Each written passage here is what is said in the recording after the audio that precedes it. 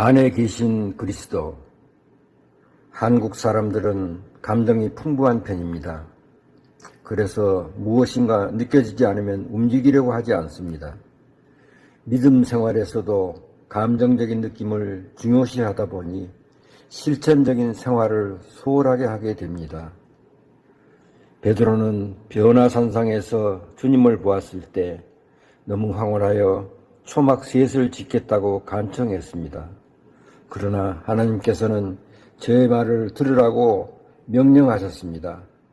감정적인 풍격은 인간 변화의 중요한 역할을 하지만 오래가지 못합니다. 감정은 시간에 약합니다. 어떤 사람들은 생각하기를 좋아해서 진리를 연구하고 공부하는 것을 좋아합니다. 이교나 불교도 배우는 종교라고 할 수 있습니다. 그러나 사상과 생각은 인격 변화에는 약합니다. 이해관계가 달라지면 생각이 변하기 때문입니다. 그래서 바울은 나는 곤고한 사람이라고 탄식했습니다. 문제의 해결은 우리 안에 계신 예수 그리스도밖에 없습니다. 나는 그리스도와 함께 십자가에 못 박혔습니다. 이제 살고 있는 것은 내가 아닙니다. 그리스도께서 내 안에서 살고 계십니다. 내가 지금 육신 안에서 살고 있는 삶은 나를 사랑하셔서 나를 위하여 자기 몸을 내어주신 하나님의 아들을 믿는 믿음 안에서 살아가는 것입니다. 갈라디아서 2장 20절 말씀. 사도신경으로 신앙을 고백합니다. 전능하사 천지를 만드신 하나님 아버지를 내가 믿사오며 그 외아들 우리 주 예수 그리스도를 믿사오니 이는 성령으로 잉태하사 동정녀 마리아에게 나시고 본디오 빌라도에게 고난을 받으사 십자가에 못 박혀 죽으시고 장사한 지 사흘 만에 죽은 자 가운데서 다시 살아나시며 하늘에 오르사 전능하신 하나님 우편에 앉아 계시다가 저리로서 산자와 죽은 자를 심판하러 오시리라. 성령을 믿사오며 거룩한 공예와 성도가 서로 교통하는 것과 죄를 사하여 주시는 것과 몸이 다시 사는 것과 영원히 사는 것을 믿사옵나이다. 아멘.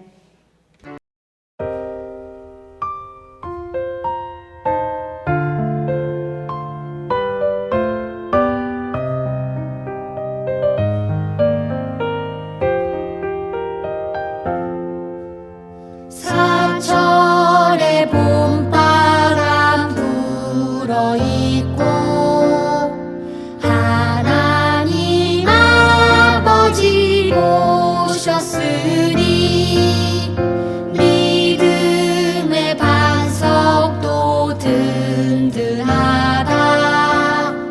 우리 집 즐거운 동산이라. 고마워라 임마누엘. 예수만 섬기는 우리 집. 고마워라 임마누엘. 복되고 즐거운 하루하루.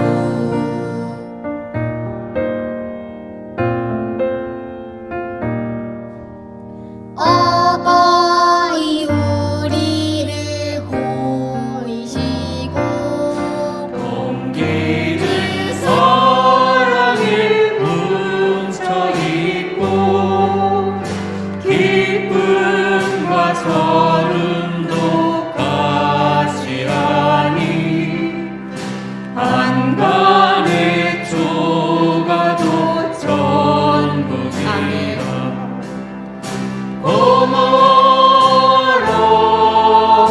임마누엘. 예수만 섬기는 우리 집. 고마워라 임마누엘. 복되고 즐거운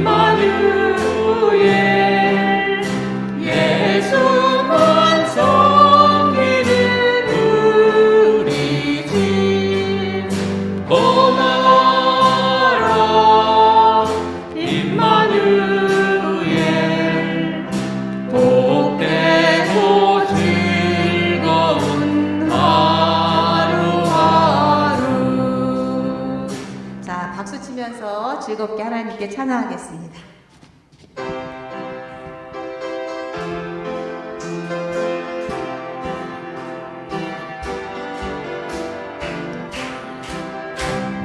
주 예수를 찬양합시다. 무거운 짐 벗네 주 예수를 찬양합시다. 오 나의 가장 기쁜 날. 오 해피데이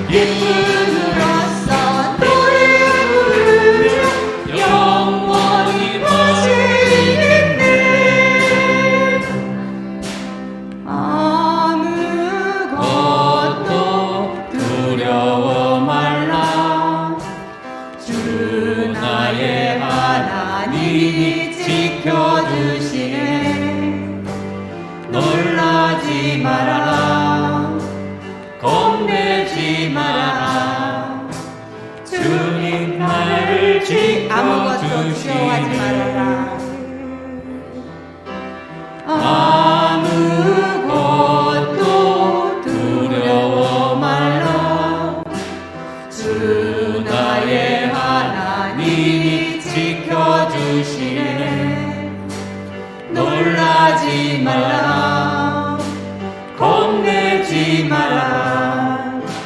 주님 나를 지켜주시네.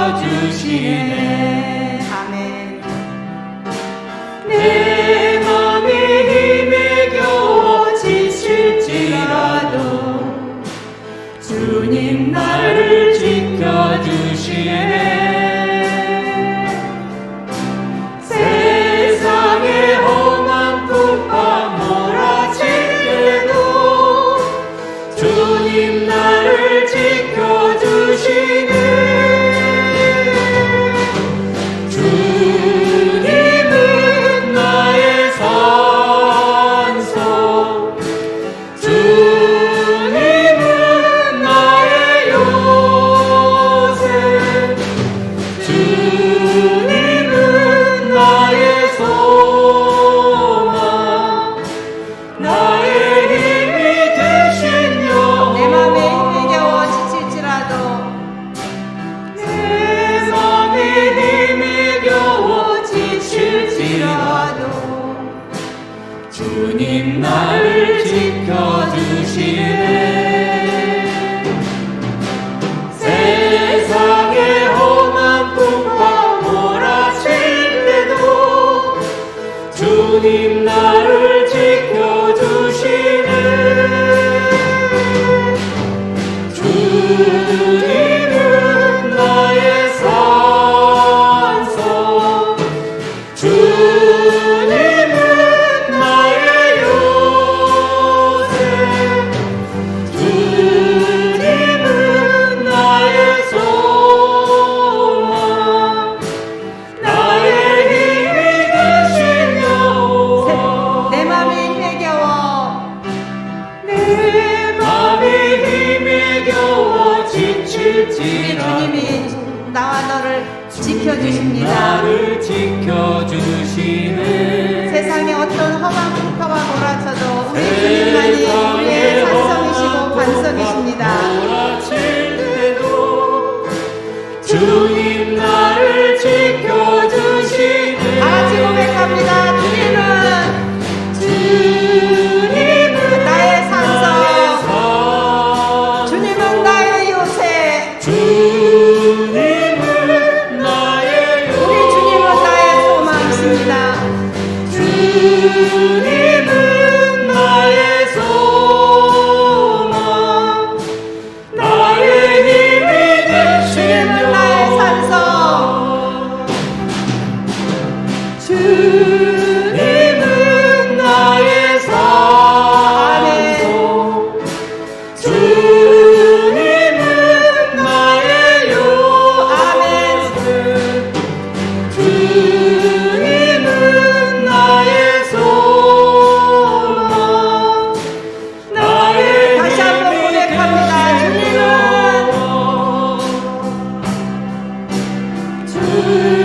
주님은 나의 산소, 주님은 나의 요새, 주님은 나의 소망, 나의 힘이 되신 여호와. 아멘. 우리 다 같이 일어나서 난 예배자입니다. 찬양하겠습니다.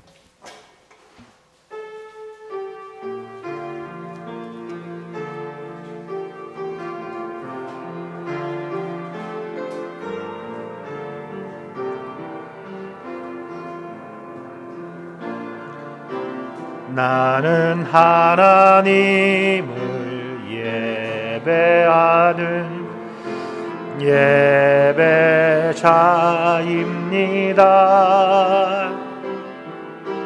내가 서 있는 곳 어디서나 하나님을 예배합니다. 내 영혼 거룩한 은혜를 향하여 내 마음 완전한 하나님 향하여 이곳에서 바로 이 시간 하나님을 예배합니다. 내 영혼 거룩한 은혜를 향하여 내 마음 완전한 하나님 향하여 이곳에서 바로 이 시간 하나님을 예배합니다.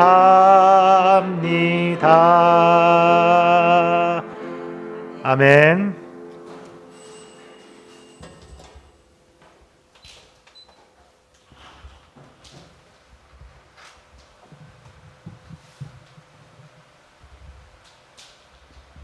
다 같이 마음을 모아 하나님께 기도드리시겠습니다. 천지 만물을 창조하시고 흙으로 아담을 빚어 생기를 불어넣어 인간을 만드시고 제짝인 이브와 에덴이라는 동산을 허락하시고 기뻐하시던 하나님 아버지, 만물이 소생하는 5월 가정의 달에 우리 주 예수의 몸으로 세우신 이 시온교회에 나와 예배드릴 수 있는 환경을 허락해 주심을 진심으로 감사드립니다. 만세전에 저희를 택하셔서 자녀 삼아 주셨지만 끝없이 의심하고 방황하며 선택된 주의 자녀답지 않게 살아감에도 저희를 탓하지 않으시고 항상 기다려 주시고 언제나 품어주시는 하나님의 무한하신 사랑에 감사를 드립니다. 이 시간 아버지께 불순종하고 세상을 쫓아 산 저희들이 머리 숙여 회개하고 주님 앞으로 돌아오길 간절히 바라고 원하오니 주님, 저희의 강팍한 마음을 녹여주시고 성령님의 어루만져 주어 주심으로 인해서 주님과 함께하는 감동 감화의 예배가 되게 하여 주시옵소서. 주님, 5월은 가정의 달입니다. 무엇보다 주님이 각 가정의 중심이 되게 하시고 주님의 크신 사랑을 본받아 서로 사랑하며 유하고 헌신하는 가정 되게 하여 주옵소서. 하나님의 명에 따라 부모를 공경하고 자식은 소유물이 아니라 하나님이 잠시 맡겨두신 기업이라고 하였으니 맹목적인 자식에 대한 사랑이 아니라 올바른 권위에 순종하고 맡음과 책임과 의무를 다하는 사회 구성원이 되게 잘 훈육하는 부모 되게 하옵소서. 어린이와 같이 순수한 마음을 갖지 못하면 천국에 들어갈 수 없다고 하신 주님의 말씀처럼 우리 어른들의 마음을 돌아보게 하시고 우리 시온교회 어린이들이 주님의 말씀과 사랑으로 튼튼히 자랄 수 있도록 교육자나 모든 성도들이 각자의 책임과 역할을 다하게 하여 주시옵소서. 어린 심령들을 축복하시어 이 시온교회뿐 아니라 사회의 튼실한 동량으로 성장하게 하여 주시옵소서. 주여, 이 나라를 위해 기도를 드립니다. 봄은 왔지만 기나긴 코로나 여파로 개인과 사회가 얼어 있습니다. 움츠려진 경제로 더없이 사는 사람들이 더 힘든 시절입니다. 하루빨리 이 질병이 극복되어 경제 사회가 안정되게 하시고 사람들의 마음이 여유를 찾아 개인의 안위뿐 아니라 이웃에게도 관심을 갖는 그런 시대가 될 수 있도록 도와주시옵소서. 불안한 정치를 안정시켜 주시고 세대 간, 계층 간, 지역 간 갈등과 번묵이 따뜻한 날씨와 같이 풀려지길 간절히 기도드립니다. 전쟁은 하나님께 속한다고 하셨으니 한반도를 잠재적인 전쟁의 위험으로부터 벗어나 평화가 보장되는 환경을 허락하시고 남북이 협력하여 열강 속에 강한 한반도가 되게 하여 주시옵소서. 대통령을 비롯한 위종자들이 자신이나 자기 정당의 이익보다는 진정 국민을 위하는 마음으로 대화와 타협으로 민생 현안을 살피는 그런 나라 되게 하여 주시옵소서. 주여, 우리 시온교회를 축복하여 주시옵소서.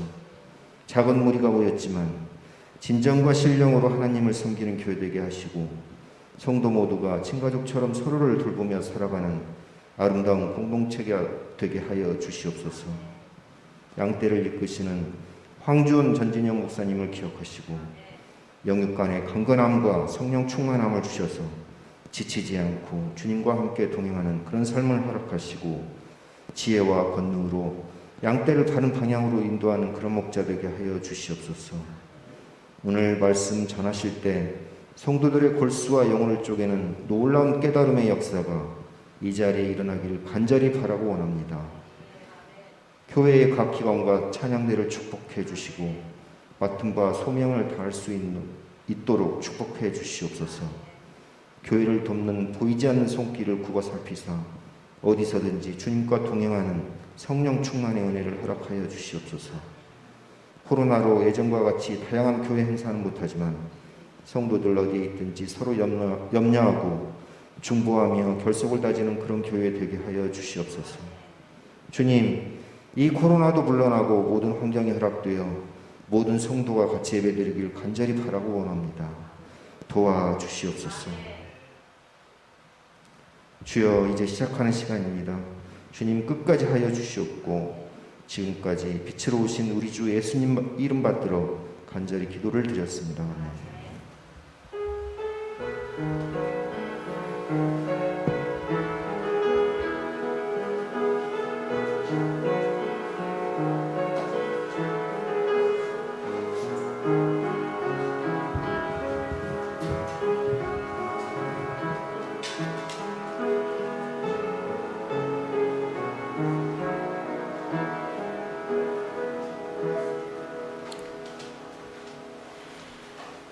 봉독할 말씀은 신명기 34장 1절에서 9절까지입니다. 큰 성경 구약 361면입니다. 모세가 모압 평원 여리고 맞은 쪽에 있는 느보산의 비스가 봉우리 위에 오르니 주님께서는 그에게 단까지 이르는 길앗 지방 온 땅을 보여주셨다. 또 온 납달리와 에브라임과 므낫세의 땅과 서해까지 온 유다 땅과 네겝과 종려나무의 성읍 여리고 골짜기에서 소알까지 평지를 보여주셨다. 그리고 주님께서 그에게 말씀하셨다. 이것은 내가 아브라함과 이삭과 야곱에게 맹세하여 그들의 자손에게 주겠다고 약속한 땅이다. 내가 너에게 이 땅을 보여주기는 하지만 네가 그리로 들어가지는 못한다. 주님의 종 모세는 주님의 말씀대로 모압 땅에서 죽어서 모압 땅 벳볼 맞은 쪽에 있는 골짜기에 묻혔는데 오늘날까지 그 무덤이 어디에 있는지를 아는 사람은 아무도 없다. 모세가 죽을 때 나이가 120살이었으나 그의 눈은 빛을 잃지 않았고 기력은 정정하였다. 이스라엘 백성은 모압 평원에서 모세의 죽음을 애도하는 기간이 끝날 때까지 모세를 생각하며 30일 동안 애곡하였다. 모세가 눈의 아들 여호수아에게 안수하였으므로 여호수아에게 지혜의 영이 넘쳤다. 이스라엘 자손은 주님께서 모세에게 명하신 대로 여호수아의 말을 잘 듣고 그를 따랐다. 아멘. 감사합니다.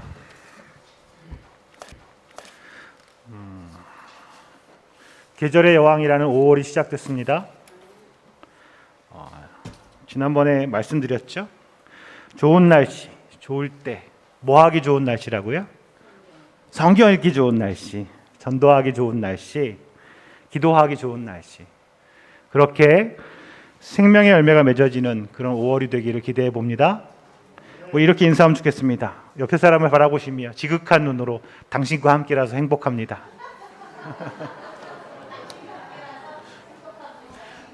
지극한 눈으로 약간 개슴칠에 눈을 뜨시며 당신과 함께라서 행복합니다. 이렇게. 당신과 함께라서 행복합니다. 그런 5월이 되면 참 좋겠습니다. 교회 소식 몇 가지 드리지요. 성경 읽기 아무리 강조해도 지나침이 없겠지요. 힘내주십시오. 그리고 내일부터 주간 5월간 기도회 시작됩니다. 10시지요? 네, 10시 똑같이 시작됩니다. 미리 시간 내주시고 동참해 주시면 감사하겠습니다. 예배 후에는 오늘 첫 주라 5월 생일 축하도 있습니다. 우리 김창렬 목사님이랑 김미숙 사모님이신데요. 축하해 주시면 좋겠습니다. 그리고 오늘은 어린이 주일로 하는데 예전 같으면 우리가 애들 다 일도 모아가지고 했을 텐데 이제 쟤네들도 컸다고 자기 나름의 스케줄이 있어요. 그래서 우리가 그 여전도 마리아 여전도에서 선물 준비해 주셨거든요. 여기서 넣어놨는데 선물 준비해 주셨어요. 아이들 주라고. 감사합니다. 제가 이거 잘 전달하도록 하겠습니다. 아이들에게. 저기는 지금 예배 끝나면 밖에 나간다고 월드컵 공 간다고 스케줄이 있어서 이쪽으로 오라 하기가 어른들이 선물 줄 테니 와라 이게 안 통하더라고요. 네. 이해해 주시면 좋겠고 준비해 주신 선물은 잘 전달하겠습니다. 감사합니다. 다음 주는 어버이 주일로 예배를 드리겠습니다. 그리고 또 하나 우리가 예배를 10시 50분에 우리 교회는 시작을 합니다.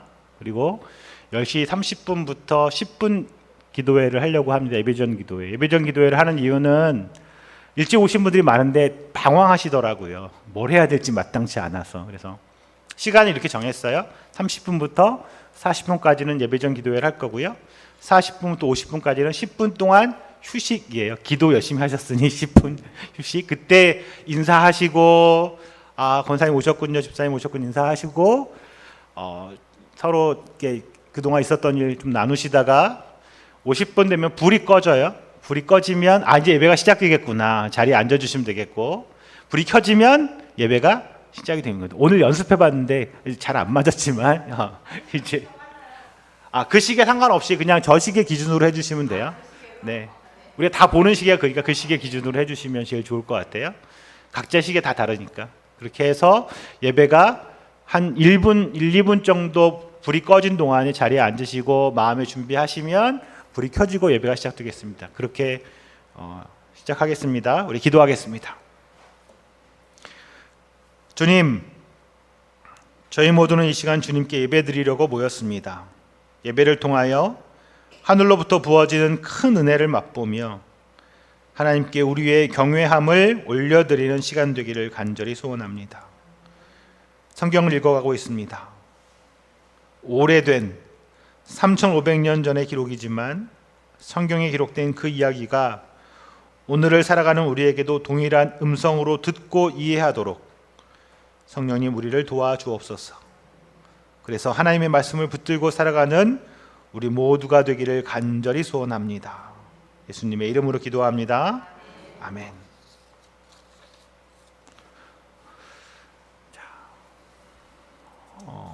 여러분, 우리나라에서 최고 지도자, 어감이 좀 그런데 최고 지도자, 꼭 북한 얘기를 한 것 같아서 우리나라에서 가장 대표적인 지도자를 뽑으라면 누구를 뽑을까요?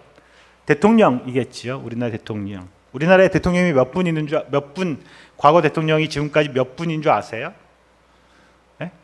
12명, 12분의 대통령이 있었어요. 그 중에서 여러분이 이 나라에 이분 정말 대단한 지도자야라고 꼽을 만한 분이 있다면 누굴까요? 제가 대답을 하시라는 건 아니고요. 속으로 대답을 하시면 될 것 같고요. 다 생각이 다르겠죠. 근데 어릴 적 읽은 책 중에 많은 것들이 위인전이었고 그런 책을 읽으면서 난 이런 사람이 좀 돼야겠다. 이런 사람을 좀 본받고 그런 사람이 되어야겠다 생각을 했었는데 오늘 이 시대에 우리를 살아가고 있는 우리에게는 사실 그런 분을 찾기가 참 어렵다는 생각이 안타까움도 듭니다. 과연 그런 것이 이 현대 시대에는 그런 위인이라고 꼽을 만한 사람을 찾기 어렵다는 게 사람의 문제인지 아니면 사회 시스템의 문제인지 그런 어떤 거 왜 그럴까라는 질문도 생기더군요. 성경은 과연 지도자에 대해서 어떻게 이야기하고 있을까요? 성경에는 우리 하나님이 어떤 지도자를 원하신다고 말하고 있을까요?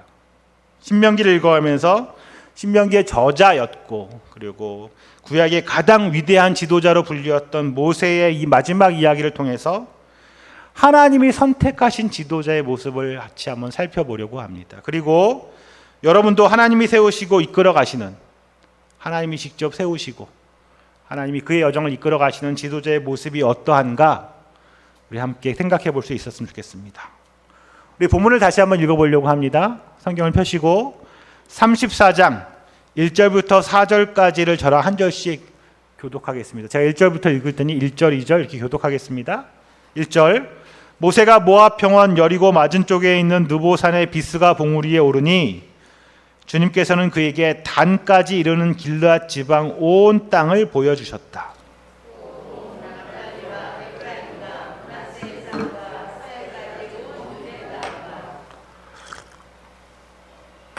네겝과 종려나무의 성읍 여리고 골짜기에서 소알까지 평지를 보여주셨다.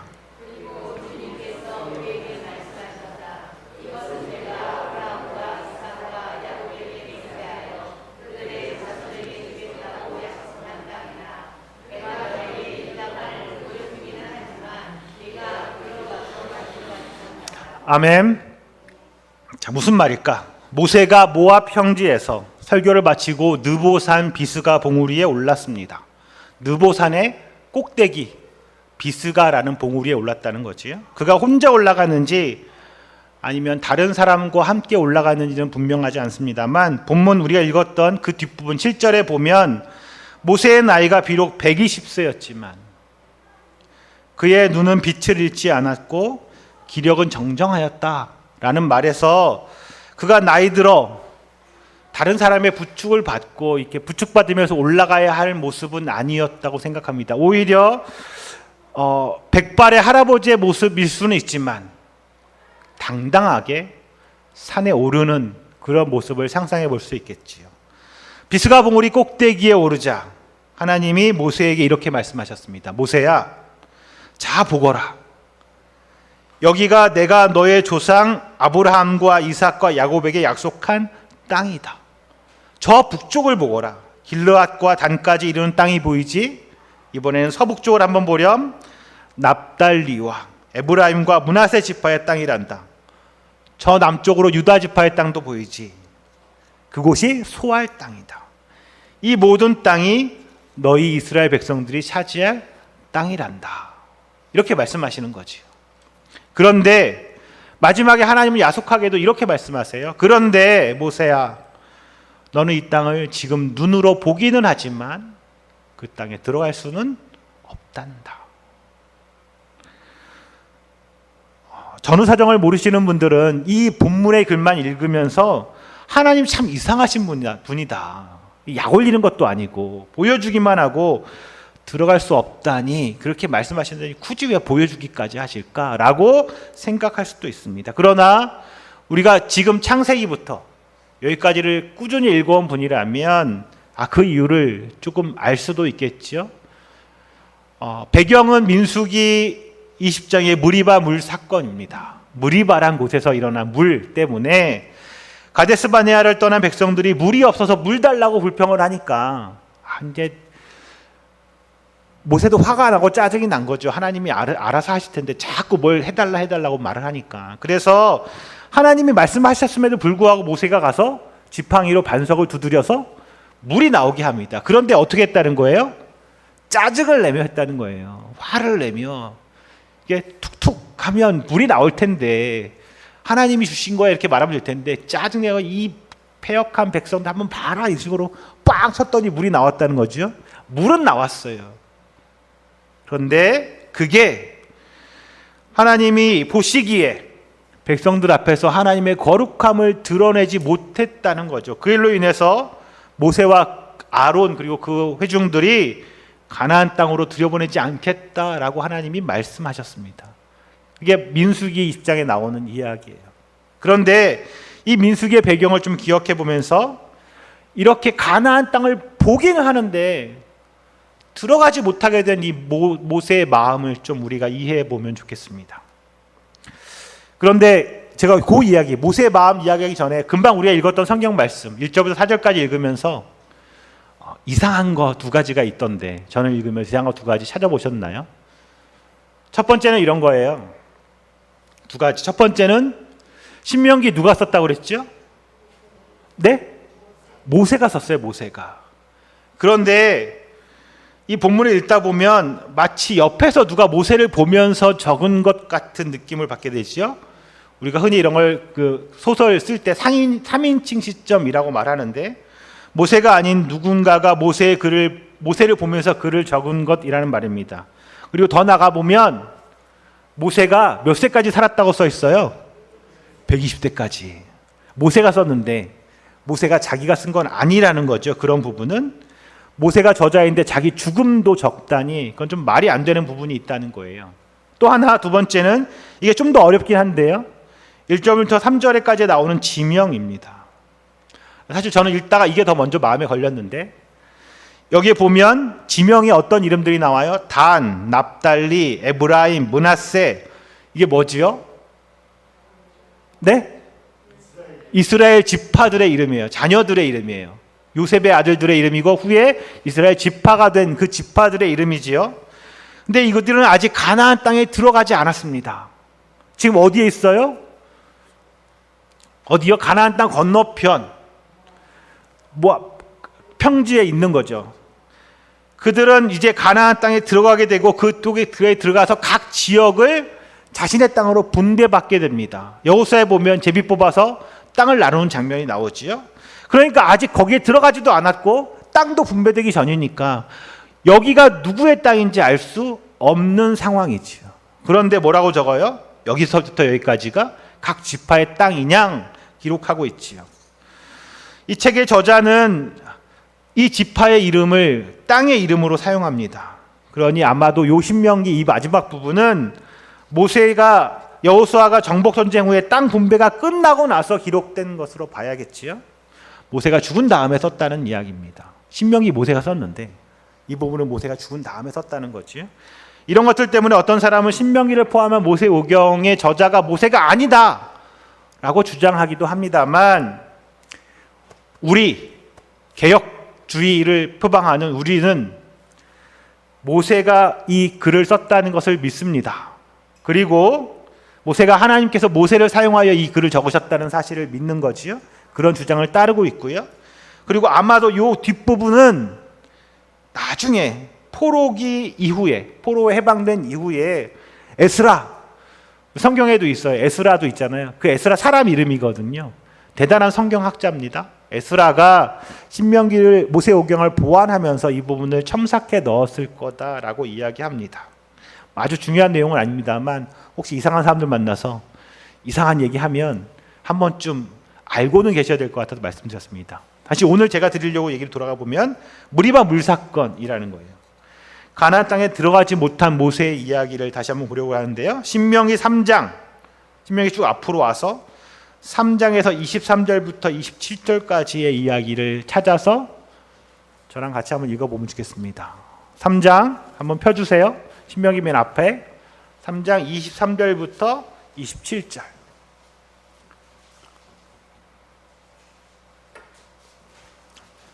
자, 찾으셨죠?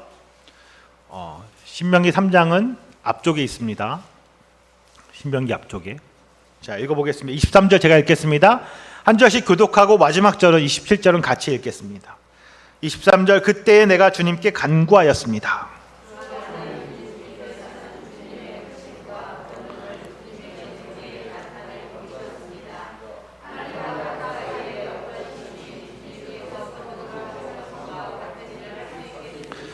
(25절) 부디 저를 건너가게 하여 주십시오. 그래서 요단 저쪽 아름다운 땅과 아름다운 산과 레바논을 보게 하여 주십시오.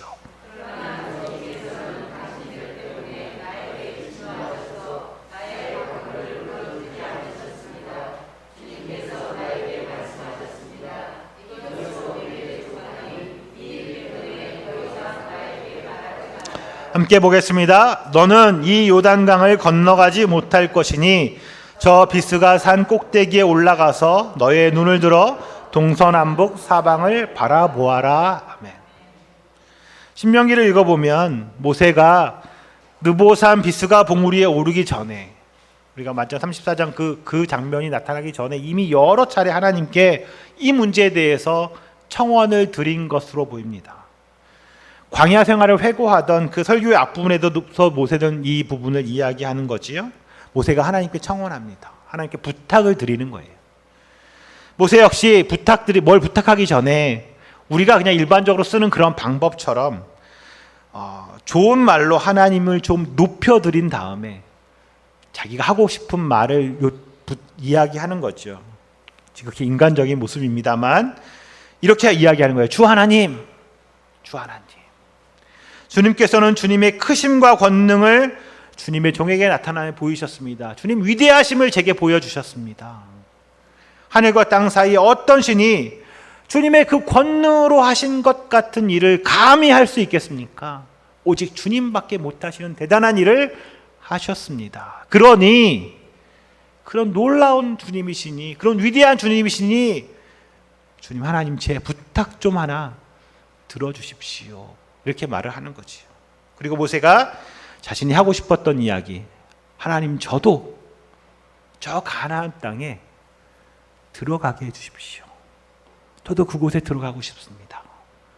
제가 40년 아니 80년 인생을 살아오면서 여기까지 왔는데 아직 힘도 있고 능력도 있는데 저 충분히 갈 수 있는데 하나님 저도 그곳에 좀 들어가게 해주십시오 라고 말하는 거죠. 정말 그곳에 가고 싶다는 간곡한 마음을 담아서 하나님께 부탁합니다. 그런데 우리 매정한 이 하나님께서는 이 모세의 간곡한 부탁을 아시는지 모르시는지 이런지하에 거절합니다. 26절에 보면 모세가 그가 얼마나 졸랐던지 이제 그만해도 족하니까 그만. 이 일로 다시는 내게 말하지 말아라. 이제 그 일 갖고 나한테 더 이상 얘기하지 말아라. 딱 잘라서 말씀하시는 거죠. 모세가 그동안 한 일이 얼마나 많은데, 모세가 그동안 얼마나 힘들게 여기까지 왔는데 하나님은 고작 한 번의 그 실수 가지고 이렇게 말하시는 걸까? 무리바의 물 사건이 정말 그토록 중요한 사건이었을까에 대해서는 저도 잘 모르겠습니다. 모세는 40년간의 수고로움의 이 마지막 자리에 왔습니다. 이제 정말 지지리도 말 안 듣는 그 백성들을 이끌고 그곳까지 오느라고 몸도 지치고 마음도 지치고, 그러나 이제 그 여정의 마지막 자리에 서 있는 거지요. 눈앞에 보이는 저 요단강을 건너기만 하면 하나님이 그렇게 약속하셨던 그 젖과 꿀이 흐른다는 그 가나안 땅에 들어가는 겁니다.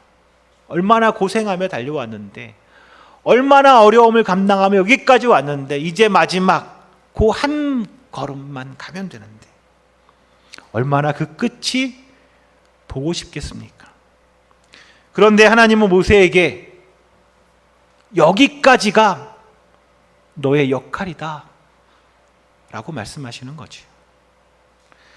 오늘 본문의 4절과 마찬가지로 3장 27절에서 너는 이 요단강을 건너가지 못할 것이니 저 비스가 산 꼭대기에 올라가서 너의 눈을 들어 동서남북을 바라보아라 라고 말씀하십니다. 보기는 하지만 들어가지는 못한다 라는 이야기죠. 사랑하는 시온의 성도 여러분, 이 부분을 조금 더 깊게 생각해 보면서 우리 하나님의 마음을 한번 우리가 읽어갈 수 있었으면 좋겠습니다. 하나님의 계획은 이스라엘 백성이 가나안 땅에 들어가서 그 땅을 모두 차지하고 그곳에 잘 정착해서 무엇으로? 제사장 나라로 거룩한 백성으로 그 땅 가운데서 살아가는 것입니다. 애굽에 출발할 때부터 가나안 땅에 정착할 때까지 모두가 하나님의 계획 가운데 속한 일인 거지요. 그러니 하나님은 이 일을 위해서 모세라는 그 위대한 지도자를 세워서 여기까지 이끌어 오셨고, 이제 그 가나안 땅에 들어가야 되는 일은 그 다음 지도자인 여호수아에게 그 역할을 넘기도록 하시는 겁니다. 하나님의 계획 속에서 모세의 역할이 이곳까지라는 말입니다. 이제 다음은 여호수아에게 바톤을 넘겨야 합니다. 모세 혼자서 모든 일을 다 이룰 수 없습니다. 하나님의 계획이 완전해지기 위해서는, 완전하게 이루어지게 하기 위해서는 이 시점에서 여호수아라는 새로운 인물의 역할이 생겨나야 하는 거죠. 새로운 시대를 이끌어갈 다른 인물의 역할이 주어지는 그 시점에 왔습니다. 만일 모세가 그들을 이끌고 가나안까지 들어가서 지속적으로 리더의 역할을 하려고 했다면 여호수아라는 사람의 역할은, 여호수아의 인물의 역할은 사라지고 맙니다. 아니, 여호수아를 세워도 제 역할을 할 수 없다는 거지요. 그래서 어쩌면 하나님은 정말 안타깝지만, 마음이 아프지만 모세의 역할을 여기까지로 정하셨나 봅니다.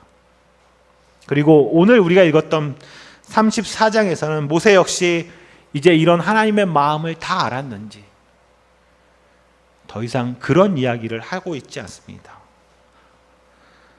모세의 모습을 보면서 우리도 이런 하나님의 마음을 좀 알았으면 좋겠습니다. 우려됨은 우려되는 점이 있다면 우리는 혹시 끝까지나마 우리가 하나님을 할 때 그 하나님의 끝까지 그 하나님을 우리가 다 마무리 지어서 그 영광도 우리가 차지하려고 하는 건 아닐까 하는 점이죠. 하나님의 계획에 속하여 동역자로 일하지만 오늘 지금 내게 맡겨진 그 역할까지 최선을 다하고 그 일의 끝은 하나님께 맡기는 그 마음이 중요합니다. 이런 점은 우리가 살고 있는 이 세상 속의 삶에서도 마찬가지입니다. 더구나 내가 지도자라면, 내가 리더라면, 그런 자리에 있는 사람이라면 더욱더 그렇습니다. 내가 아니면 안 된다. 나밖에 할 수 없어. 나 정도는 돼야. 그런 생각을 내려놓고 하나님의 뜻에 따라서 때로 필요하다면 아름답게 그 다음 사람에게 리더의 자리를 옮기는 모습이 필요하겠지요. 우리 본문을 다시 그 다음 본문을 보겠습니다. 5절부터 8절까지인데요. 5절, 6절, 7절, 8절 이 부분도 우리 한 절씩 교독하겠습니다. 5절부터 보겠습니다. 주님의 종 모세는 주님의 말씀대로 모압 땅에서 죽어서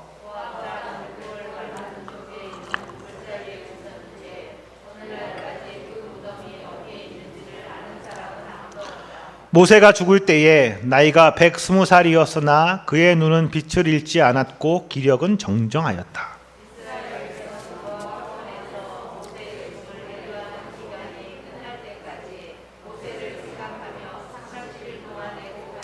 아멘. 모세의 죽음과 애곡이 이어집니다. 모세는 모압 땅에서 죽어서 장사되었지요.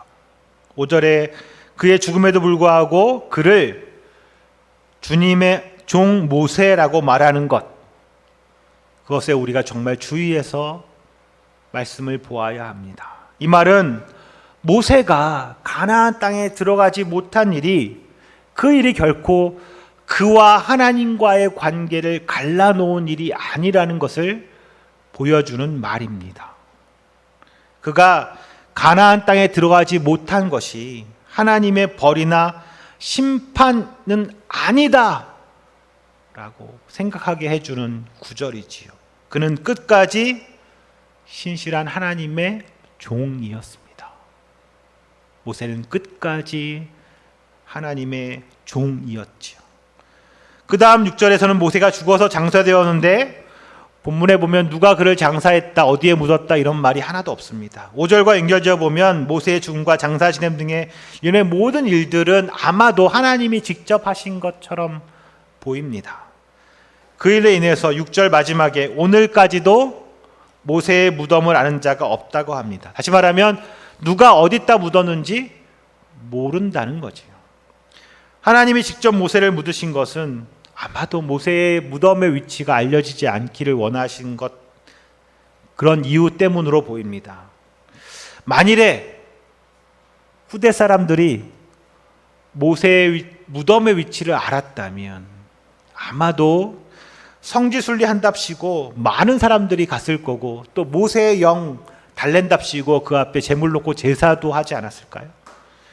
인간의 특성상 우리는 모세를 세워 그 일을 이루신 하나님을 경배하기보다는 모세 자체를 높이고 모세를 경배할 가능성이 높기 때문입니다. 그래서 아마도 하나님은 그의 무덤을 우리가 알지 못하게 하셨을지도 모르겠습니다.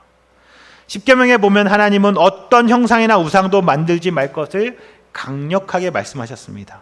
하나님은 하나님 자신 외에 어떤 것도 하나님 자신을 대신할 수 없다는 것, 그것을 우리에게 알리셨던 거지요. 모세의 죽음 역시 이러한 맥락에서 우리가 이해해야 합니다. 모세가 위대한 인물임에는 분명하지만 우리가 바라보아야 하는 것은 모세가 아니라 그 모세를 택하셔서 그런 일을 이루신 하나님이시라는 거지요. 또 성경의 이런 부분은, 우리가 읽었던 이 부분을 분명하게 기록해 놓은 것은 후대 누구라도 감히 여기에 모세의 무덤이라고 그 무덤을 돈값시켜서 사람들을 현혹하려고 하는 것 같은 경고이기도 하겠습니다. 모세의 이러한 죽음은 또 우리가 생각해 볼 때 하나님과 동행을 통해 맞이하는 죽음이 우리 인간들이 느끼는 그 비참한 죽음과는 완전히 다른 은혜의 사건이라는 것도 우리가 이해하게 합니다. 죽음마저 그리스도인들에게는 하나님의 은혜입니다.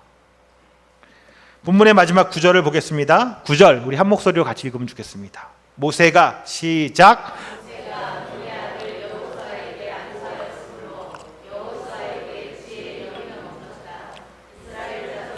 주님께서 모세에게 명하신 대로 여호수아의 말을 잘 듣고 그를 따랐다. 아멘. 모세가 그를 이을 다음 지도자인 여호수아에게 안수하며 자신의 지도자로서의 리더로서의 자리를 옮겨줍니다. 그런 그에게 하나님으로부터 지혜가 부어졌고 이스라엘 백성 역시 그 여호수아에게 잘 순종했다라고 말합니다. 사실 이 여호수아는 굉장히 오랫동안 잘 준비된 지도자였습니다. 가나안 땅에 들어가는 모든 백성들 중에서 애굽 때부터 나와서 가나안까지 들어가게 되는 유일한 두 사람 중에 한 명이죠. 누구예요? 여호수아와 갈렙. 이 두 사람, 유일한 두 사람 중에 한 명입니다. 여호수아의 이름이 성경에 처음 등장하는 건 출애굽기 17장입니다. 이스라엘 백성이 홍해를 건넌 뒤에 광야를 지나면서 처음 벌이는 전투에서 여호수아의 이름이 등장합니다. 르비딤에서 이스라엘 백성은 아말렉과 전투를 벌이게 되고, 우리가 알고 있죠. 모세가 산꼭대기에서 손을 들면 전투에 이기고 손이 내려오면 전투에 지지요. 그래서 아론과 훌이 이 손을 붙들고 있는 거예요. 그런 장면에서 이길 때 그 실제로 내려가서 전투를 하고 있는 그 전투하는 사람들의 맨 앞에 서서 전투를 이끌던 자가 바로 여호수아였습니다. 그리고 출애굽기와 민수기 기록에 보면 여호수아는 모세의 수종, 모세의 비서였고 모세 옆에서 모세의 일거수일투족을 자세히 보면서 성장해온 것으로 보입니다. 그리고 민수기 27장에서 여호수아가 하나님의 영이 머무는 자이므로 그를 데려다가 안수하고 지도자로 세워야 한다라고도 말합니다. 여호수아는 이런 긴 과정들을 거쳐서 모세 다음의 지도자로 준비되었습니다. 그리고 이제 가나안 땅에 들어서면서 모세 다음으로 이스라엘 백성들을 이끌어 가야 합니다. 그런데 우리가 방금 읽었던 말씀에서 재미있는 점은 하나님이 모세만 준비시킨 게 아니라 누구도 준비시켰어요? 누구도? 하나님이 여호수아만 준비시킨 게 아니라 누구도 준비시켰어요? 가나안 백성들도 준비시켰다는 겁니다. 40년 광야 생활에 모세 앞에는 늘 불평을 하던 이스라엘 백성들이었지만 이제 여호수아와 더불어 나머지 기간에 말씀해 보면 가나안 이스라엘 백성들이 여호수아 앞에서 불평을 토로했다는 기록을 찾아볼 수 없습니다. 사랑하는 시온 성도 여러분, 여기까지가 신명기 마지막 장면이지요. 그리고 우리가 이제 모세 오경 창세기부터 쭉 걸어왔던 5권의 책을 마무리 짓는 시점이 됩니다. 아브라함을 부르시고 이삭과 야곱을 통해서 그 약속하신 가나안 땅에 하나님의 나라를 세우시던 그 계획이 이제 마지막을 향해 가는 거죠. 강을 건너가면 그곳에 하나님의 나라를 세우시는 겁니다. 약속에 신실하신 하나님은 그 약속을 지키기 위해서 오랫동안 준비하셨고 그리고 진행해 오셨습니다. 70명에 불과했던 아브라함과 이삭과 야곱의 후손들이 애굽 생활을 통해서 250만 명이라는 엄청난 숫자로 불어났습니다. 그리고 이스라엘 민족을 모세라는 지도자를 통해서 가나안 땅 문 앞에까지 이끌어 오셨습니다. 이제 가나안 땅에 들어가서 제사장 나라로 거룩한 백성으로 살기를 하나님은 기대하고 있으실 겁니다.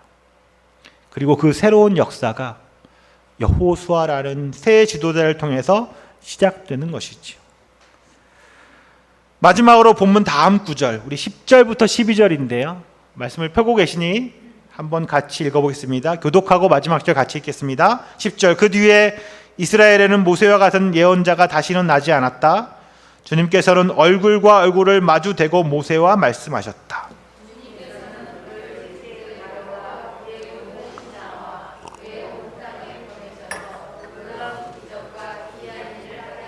같이 보겠습니다. 온 이스라엘 백성이 보는 앞에서 모세가 한 것처럼 큰 권능을 보이면서 놀라운 일을 한 사람은 다시 없었다. 아멘. 모세에 대한 후대의 평가는 이런 거지요. 모세와 같은 예언자는 그 뒤로 단 한 사람도 나타나지 않았다. 이스라엘 역사 중에 모세 같은 사람은 다시는 없었다라는 거지요. 모세는 하나님과 얼굴과 얼굴을 마주하며 말을 했던 사람입니다.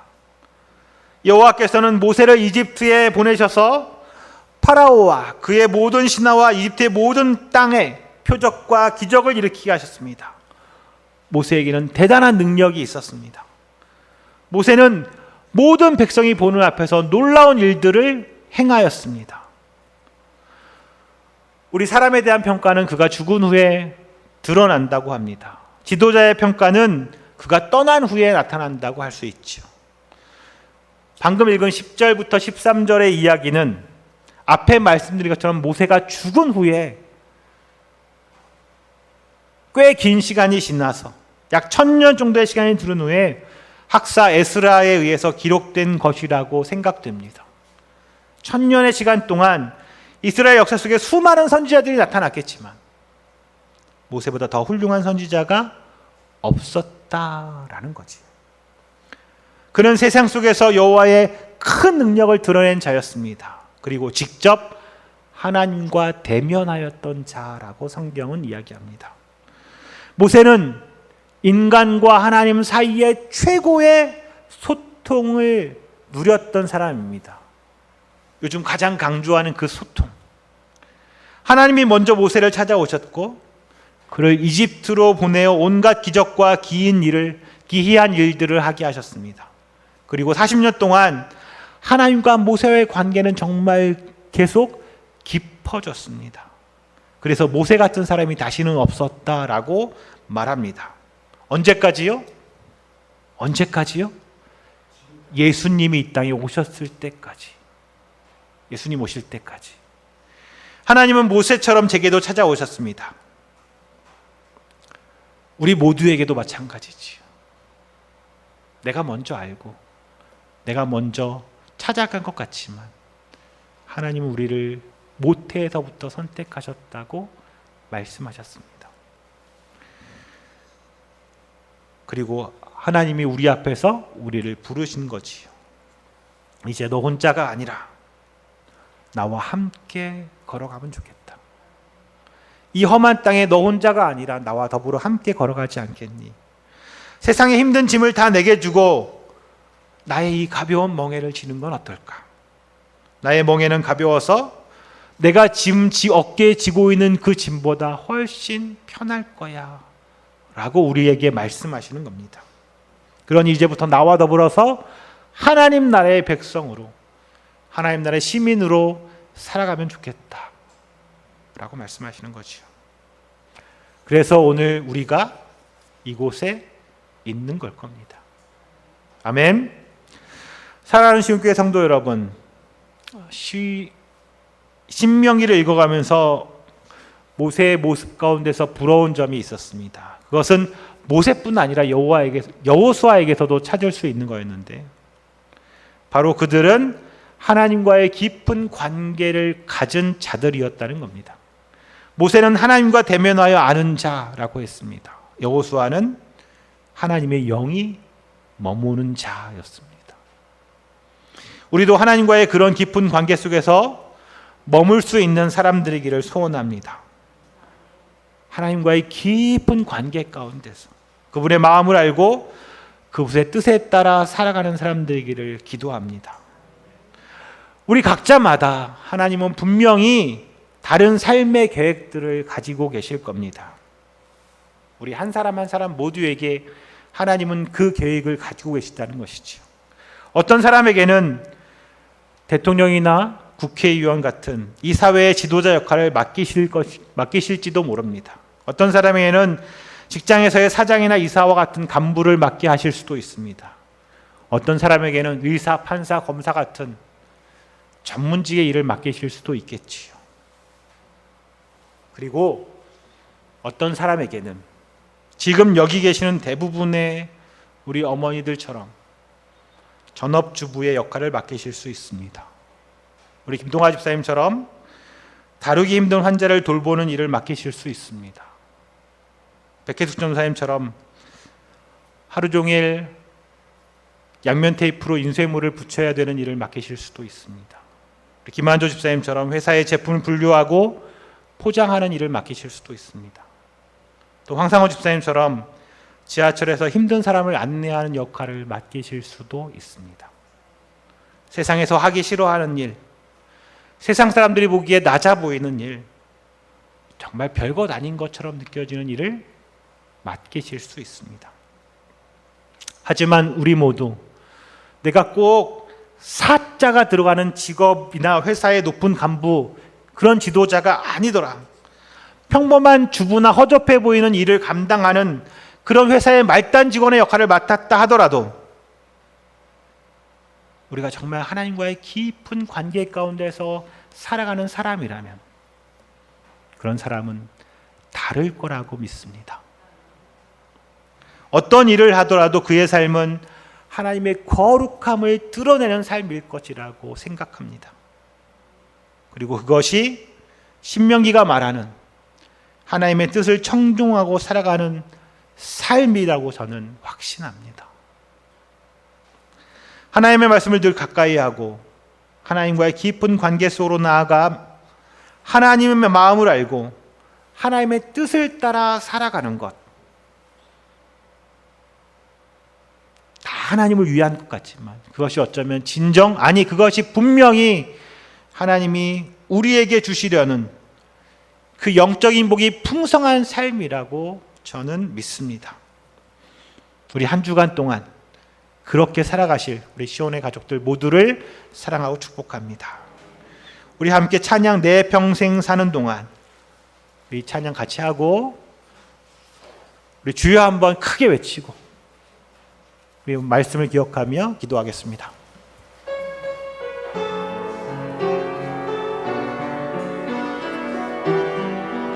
내 평생 사는 동안 주 찬양하리. 내 평생 사는 동안 주 찬양하리. 여호와 하나님 내 주를 찬양하리. 아멘. 주님을 묵상함이 즐겁도다. 내 영혼 주 안에서 참 기쁘리. 한 번 더. 내 평생 사는 동안, 내 평생 사는 동안 주 찬양하리. 여호와 하나님 내 주를 찬양하리. 아멘. 주님을 묵상함이 즐겁도다. 내 영혼 주 안에서 참 기쁘리. 아멘. 내 영혼아 주님을, 내 영혼아 주님을 송축하라. 내 영혼아 주님을 찬양하라. 내 영혼아 주님을 송축하라. 내 영혼아 주님을 찬양하라. 아멘. 이 시간에 오늘 말씀과 우리 찬양의 가사를 기억하며 우리 같이 주여 한번 크게 외치고 우리 같이 기도하겠습니다. 주여!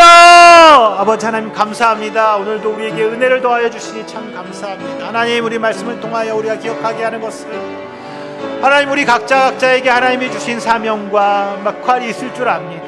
때로는 어떤 사람에게는 주여 정말 대단해 보이는 자리에 갈 수 있는 은혜도 허락하셨지만, 하나님 어떤 사람에게는 아주 낮아서 아무도 그 일을 하기 싶어하지 않는 일을 맡기실 수도 있습니다. 하지만 주여 기도합니다. 우리에게 주님께서 어떤 역할을 맡기셨든 어떤 자리에 있게 하셨든 하나님, 우리가 그 일을 감당하며 살아가는, 정말 성실함과 열심으로 그 일을 감당하며 살아가는 그리스도인들 되게 하여 주옵소서. 하나님, 그것이 지도자의 역할이라는 것을 주여 고백합니다. 하나님, 그것이 우리에게 맡겨진 역할임을 기억합니다. 그것이 하나님의 백성으로 그리스도인의 땅 가운데 살아가는 지혜임을 고백합니다. 하나님과 더 깊은 관계로 나아가는 데 집중하며 날마다 주님을 붙들고 살아가며 주 안에서 머물며 예수 그리스도 안에서 하나님의 복음을 따라 살아가는 우리 시온의 가족들 되게 하여 주옵소서.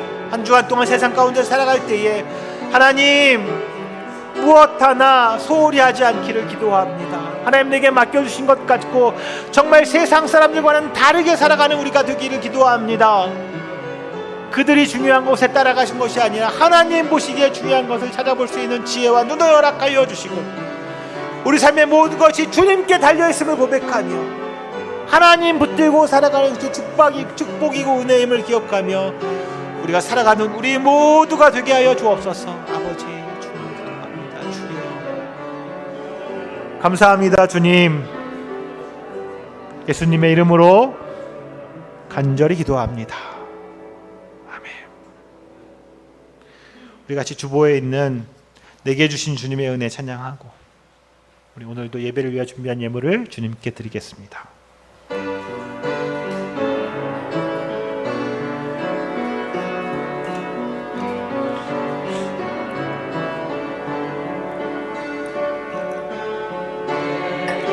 주신 주님의 은혜 감사하며 찬양합니다.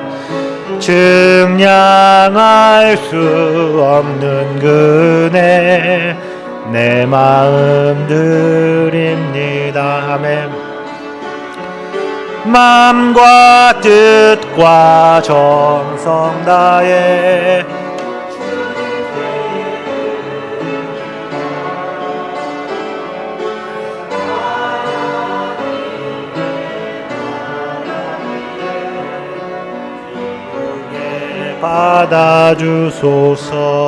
받아주소서.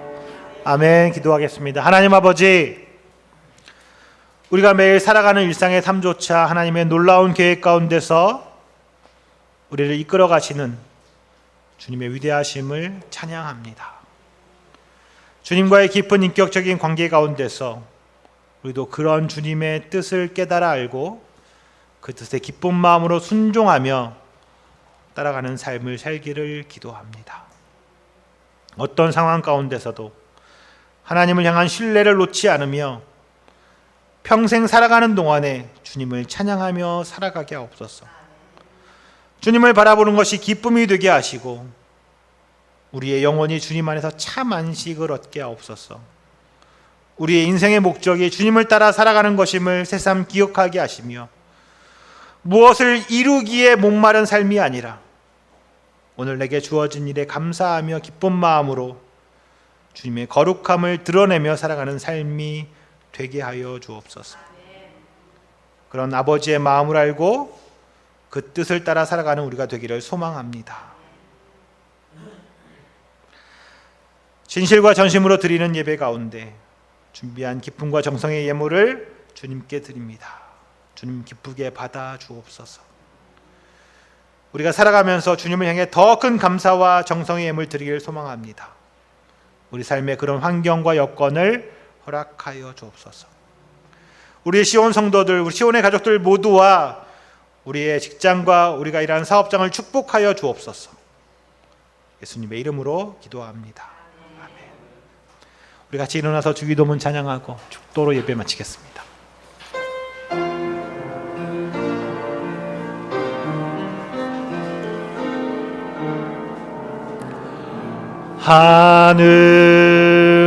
하늘에 계신 아버지 이름 거룩하사 주님 나라 임하시고 뜻이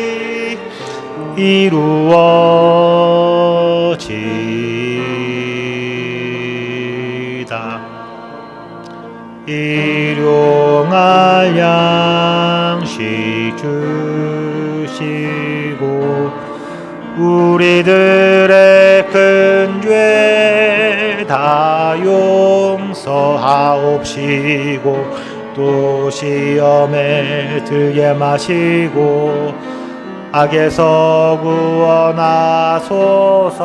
내게 주의 나라 주의 권세 주의 영광 영원히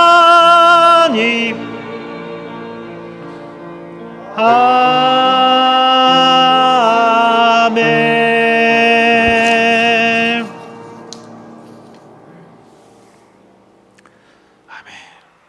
이제는 우리의 구주 되신 예수 그리스도의 은혜와 성부 아버지 하나님의 그 크신 사랑하심과 성령 하나님의 충만하심이 예수 안에서 하나님 나라 복음을 따라 주님의 동역자로 이 땅에서 주님의 그 크신 계획을 이루어가는 그런 삶을 살아가기 원하는 우리 시온교회 모든 성도들과 우리의 가정과 사업장과 우리가 살아가는 모든 삶의 터전 위에 또 우리 시온교회 위에 지금부터 영원까지 함께 있을지어다. 아멘.